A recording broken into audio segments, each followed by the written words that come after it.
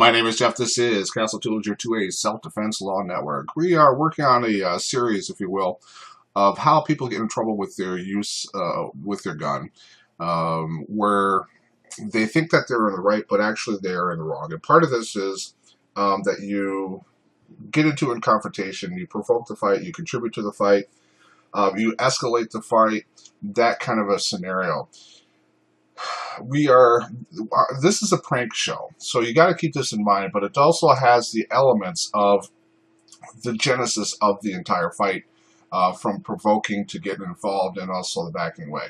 This guy here in the red hat, he is the provocateur. He is the prankster in this video. This guy right here in condition white looking at his phone, he's going to be doing things wrong as far as we're concerned, and we will also be pointing it out a little bit. Now, there is some swearing in this. If it offends you, what can I do? What's up, man? What's up, homie? Huh? See, what did we have? We have a provoke, and then we had a verbal conversation, provoked by this guy, and then we had a verbal conversation. What's up? What's up? This is the issues that you start to get into. When do you become a willing participant in this altercation? Think you're tough or something, motherfucker? See, now what did he do? He dropped his backpack. He says, okay, come on. At this point, I would believe he is a willing participant and protect his ultimate life. But again, he is a willing participant. Let's go through this again. Buddy, think you're fucking tough? Come at me. Come at me. Okay. Well, you saw the joke. The joke is in this area. But what did the guy say? Come at me. Come at me. That is provoking the fight. Even though that this guy said, come at me, he has no defensive claim either. No matter who says, come at me, I dare you to swing, take that first punch. That is the issues that a lot of people are having when they are concealed carrying. Even though that this stays at ordinary force, if it does escalate to deadly force, you do not have a self-defense claim. This is something called, in a lot of states, this is considered an imperfect self-defense claim. Imperfect self-defense claim means that you did have a right to defend yourself because it did go to escalate to deadly force or whatever that is, but you do not have clean hands. Okay? You were in the fight, you provoked the fight, you prolong the fight, so you are going to have some responsibility if this ever happens. Now let's go through the joke. What's up, bro? What's up, motherfucker? This is going to be another confrontation that we have. Again, it's going to be a prank scenario, and we'll go from here. With the big dog? Okay, there he goes. He squares off. He goes, hey, you know, I'm going to have an issue with you. And the guy, look at it, the guy's backing off a little bit. He took a couple of steps back. This is a good verbal indication that he doesn't want to get into a fight. You want to do this? Huh? Come on. Okay, so again, what did he do? He continued to back off, and once the guy get closer to him, what happened? He pushed him. That was the inappropriate amount of force to get the person off you, wasn't it? Come on. Yeah. So he takes off his pants and he runs. From a self-defense point of view, nothing that this guy did in the white shirt elevated the fight, provoked the fight, contributed to the fight in any way. He wasn't a willing participant. He wasn't an evil actor doing this ordinary force self-defense fight. Good job. Okay, here we are at a bus stop. We're going to be a provoking conversation once again.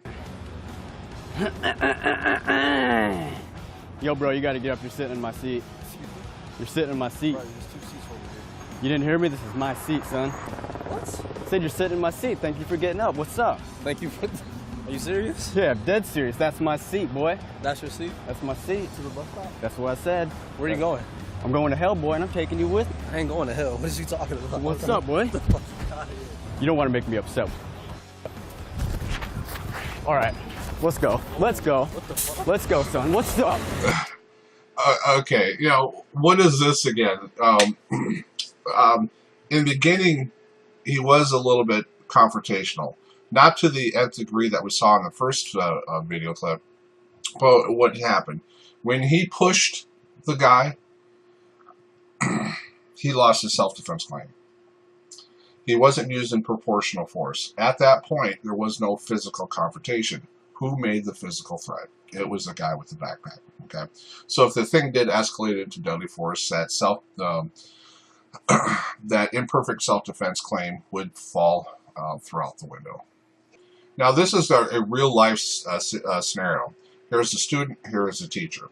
The teacher is a moron. I'll just say that. He's going to be using a lot of verbal clues where if he was in a life or death scenario, he would be screwed. One of the conditions that if you're ever in a life or death situation and you get into a fight with somebody, an underage person, you are going to get a heavily anal probing. Because that's just the nature of going bat to bat, or hand to hand, or gun to gun with a 17-year-old. You're the adult. He is the minor. You are perceived to be the reasonable person, because children may not always be on the reasonable side, and the law protects that a little bit. So your narrative needs to be better. Now listen to this teacher. You don't want to go to school no more? I will make sure you don't go to school no more. All right, Papa. No more. Stop talking. Put your hands on me and watch you don't have to go to school for a whole 2-3 months. Then you say you was going to punch me in my face? No, I ain't going to have to. What did he say? Put your hands on me. That is a provoke. You cannot do that in the real world. That is provoking. And what did he do? He didn't walk away. He is what? He is prolonging the fight. Do that, because I'm going to take you out. Well, there he goes. Now he just said he's going to take him out. All right? That is a verbal physical threat. Take you. All right, yeah. You're a boy, and you better learn what your lane is. Yeah, you better learn what your lane is. Right. You better learn what your lane is. You hear me? Yeah, you better learn what your lane is. The fuck, all right. You need to look me in the eyes when you speak. Yeah, Yeah, exactly. Exactly. What's up? That's what I need. That's what I need from you. That's what I need. That's exactly what I need. See, and you just kept saying, that's exactly what I need. The kid was defending himself against someone who was getting into his face. What do you expect a young kid to do? All right, a young buck, what did he do? Is he turned around and they went mano a mano, head butted each other and chest bumped each other. The teacher knows how to get a specific student expelled or in trouble. But what he's not counting on is this videotape. All right? He is the provoker. He prolonged it. Next week, we're going to be talking about the light switch. Deadly force is either on or it's off. It's like a light switch. There is nothing in between. People get into troubles with that. My name is Jeff. This is Castle 202A Self-Defense Law Network. I hope this helped.